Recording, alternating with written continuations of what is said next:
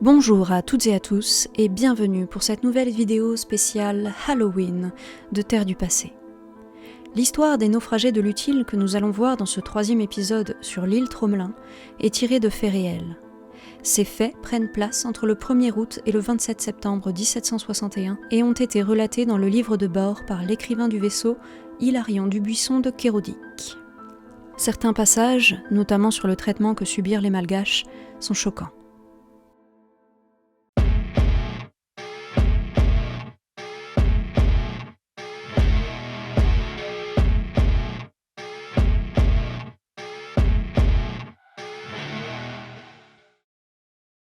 Dans la nuit du 31 juillet au 1er août 1761, l'Utile, poussé par le vent constant et les vagues, s'échoue sur les récifs peu profonds entourant l'île de sable.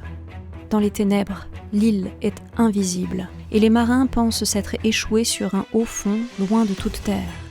À 2h du matin, le 1er août 1761, le navire est brisé, scindé en 2 morceaux. Les hommes et les esclaves survivants s'accrochent tant qu'ils peuvent au reste du navire jusqu'aux premières lueurs du jour. Nombreux sont ceux qui moururent sans savoir que leur salut ne se trouvait qu'à quelques brasses de distance. Mais quand, enfin, les premiers rayons du soleil levant donnèrent un peu de clarté au monde, ils la virent. L'île, juste à côté d'eux. Aussitôt, l'espoir remplit les cœurs des survivants. « Terre! Terre! Il y a des gens là-bas! On est sauvés! On est sauvés !» Les hurrahs et les cris de joie résonnent dans le petit jour. Mais bien vite, les marins comprennent.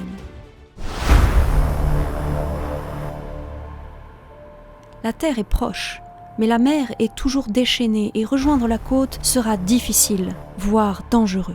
Des gens sont présents et les regardent depuis la plage. Mais ce ne sont que les membres de l'Utile qui sont tombés à l'eau dans la nuit et qui ont été rejetés par les vagues sur le sable et les débris coralliens. Des vivants et des morts, assis ou couchés à terre. Le commandant, Jean de Lafargue, n'a toujours pas repris ses esprits. Il crie des ordres sans queue ni tête, d'une voix éraillée et épuisée. « Remontez à bord! Remontez, tas de vermine! Ingrats! Ou vous serez fusillés! Hissez les voiles! Il faut repartir !» Personne ne l'écoute. Des hommes sautent à la mer et tentent de tirer des cordes entre le navire et la côte. Certaines zones sont si peu profondes que seules leurs chevilles sont immergées. À d'autres endroits, les hommes perdent pied. Mais les vagues se brisent et roulent sur les récifs, maltraitant les marins qui sont propulsés sur les coraux saillants à chaque déferlante. Si presque tous ceux qui s'y essayent parviennent à rejoindre la côte, tous la rejoignent en sang et ont perdu leur fardeau en chemin.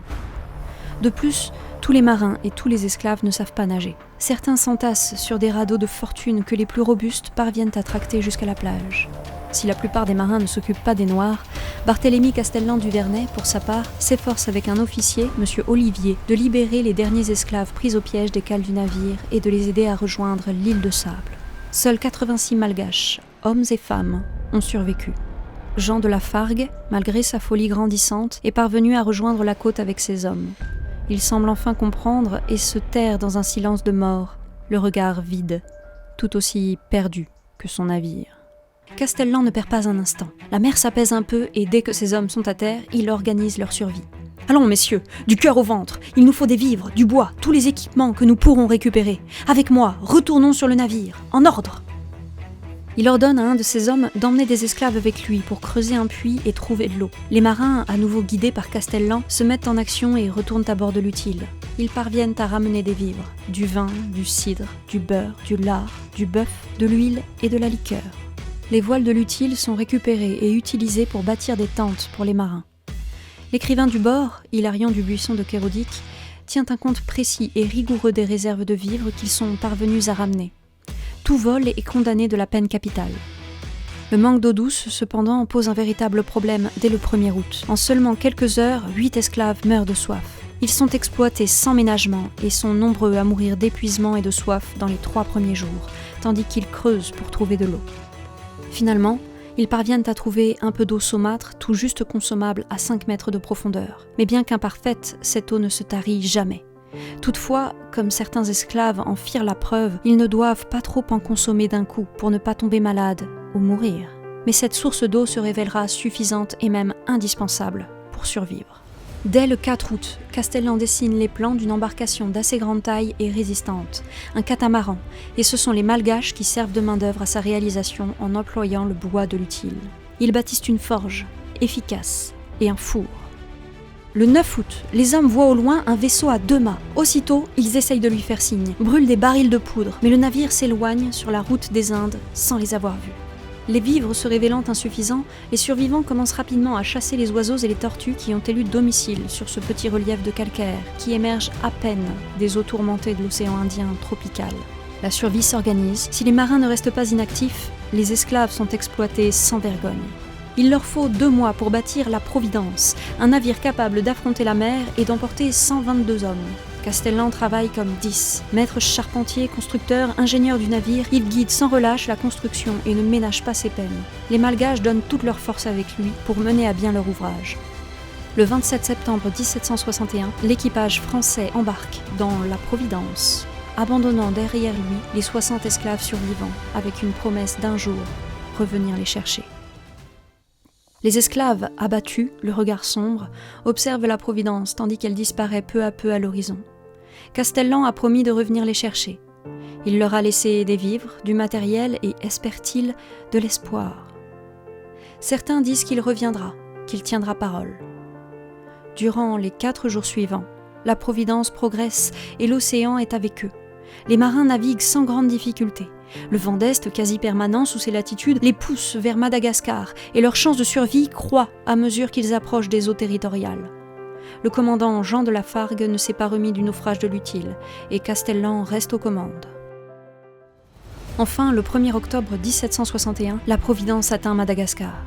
Les marins sont immédiatement embarqués pour l'île Bourbon, actuelle île de la Réunion, puis pour l'île de France, actuelle île Maurice. Le gouverneur, Antoine-Marie Desforges-Boucher, qui n'ignorait rien du petit jeu de l'Utile et de sa fraude au port de Foulpointe, est en rage contre Jean de Lafargue, qui a ignoré son interdiction. Mais le commandant de l'Utile n'aura jamais l'occasion de se justifier. Toujours malade, presque fou depuis le naufrage, il meurt durant son trajet entre Madagascar et l'île Bourbon.